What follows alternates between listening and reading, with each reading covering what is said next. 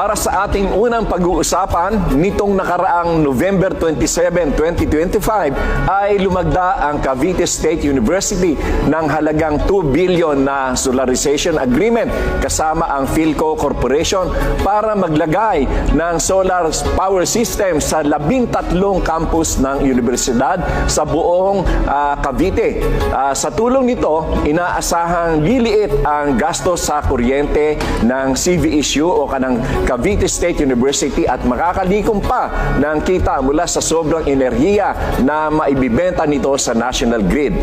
Sa pangunguna rin ng inyong lingkod, nakatakdang i-implement ang proyekto sa tulong ng public-private partnership. Kaya naman, matitiyak na walang gagastusin dito ang gobyerno. Napakaganda at napapanahon ang proyekto na ito ng pag-solarize ng kuryente ng Cavite State University dahil na 13 ang kanilang campuses sa buong probinsya ng Cavite ay malaki ang matitipid nila.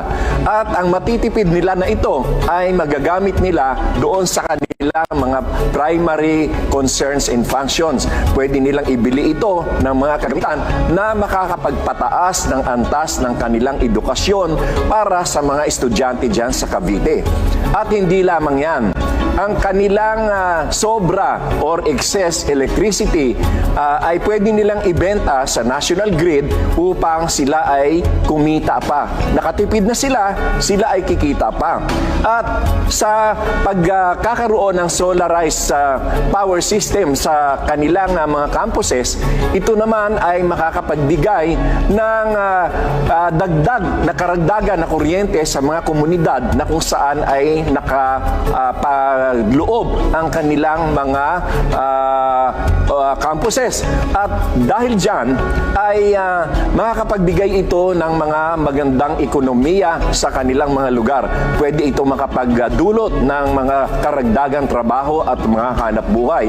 At bukod dyan, ay ang Cavite State University ay magkakaroon ng share doon sa tinatawag na carbon credits dahil na meron tayong kasunduan sa international community na ang makakapagpababa ng carbon credits ay magkakaroon ng sapat na kabayaran.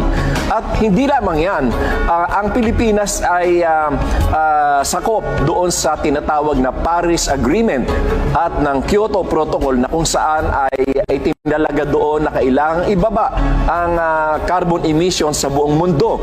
At ang commitment ng Pilipinas dyan ay magkaroon tayo ng 35% na mixed use sa fossil fuel electricity.